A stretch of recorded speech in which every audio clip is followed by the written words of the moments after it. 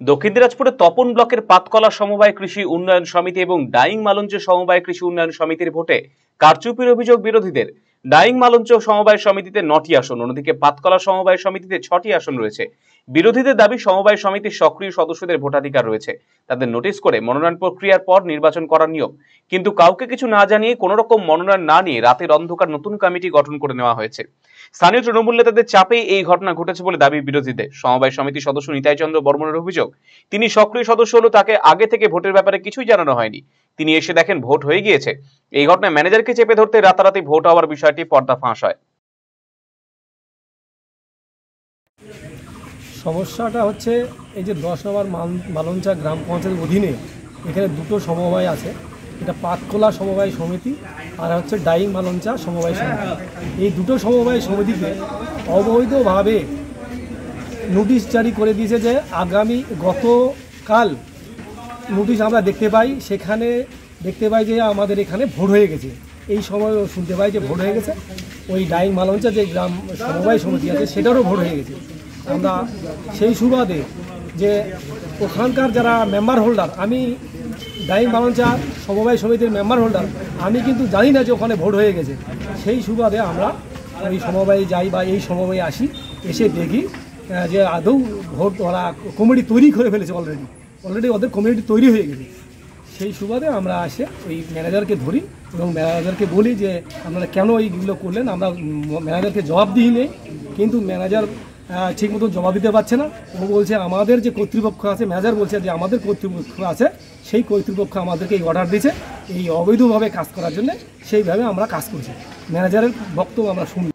অন্যদিকে একই অভিযোগে সরব হয়েছে বিজেপিও। তপন মণ্ডল সভাপতি কবিরাজ বাস্কের অভিযোগ, অবৈধভাবে বোর্ড করা হয়েছে। এই বোর্ড বাতিল করে পুনরায় গণতান্ত্রিক নিয়ম মেনে ভোট করানোর দাবি তুলেছেন তিনি। বিক্ষোভ হচ্ছে এখানে আমাদের যে পাতকলা সমবায় যে সমিতি আছে বা আমাদের যে মালঞ্চা যে সমবায় সমিতি, তো এটা দীর্ঘদিন ধরে আমরা ম্যানেজারদের সঙ্গে কথা বলছিলাম যে সেখানে ভোট হওয়ার কথা ছিল এবং আমরা বারবার করে ওদের বলেছি যে কবে ভোট হবে আমাদেরকে জানান। এবার আমরা অনেকবার এনাদের কাছে আসার পর আমরা শুনেছি বা আলোচনা হয়েছে যে তারা আমাদেরকে জানাবে এইভাবে ওরা আমাদের কাছ থেকে মানে ঠুকিয়ে নিয়েছে। ওরা আমাদেরকে না জানিয়ে ওরা এই রাতের অন্ধকারে তারা নিজেদের মতো প্রার্থী সিলেকশন করে তারা ভোট করেছে। এবং আমরা দুদিন আগেও আসলাম, তখন আমরা ম্যানেজারদের সঙ্গে বসে আমরা আলোচনা করলাম।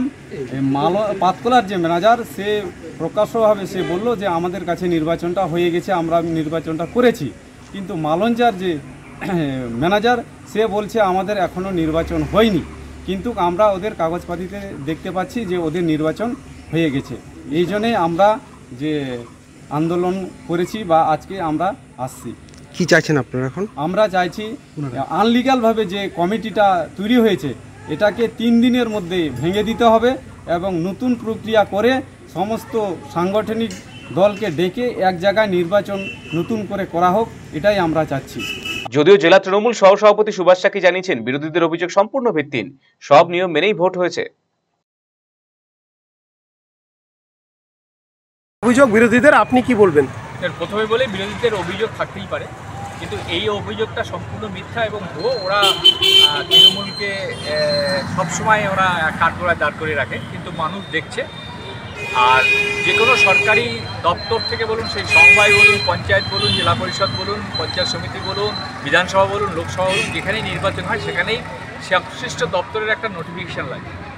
সেই নোটিফিকেশান যথারীতি হয়েছে, তার ভিত্তিতে মনোনয়ন দাখিল, যা প্রসিডিওর থাকে সাধারণ নির্বাচনের ক্ষেত্রে, সমবায় নির্বাচনের ক্ষেত্রেও একই রকম পদ্ধতি থাকে। সব পদ্ধতি মানা হয়েছে এবং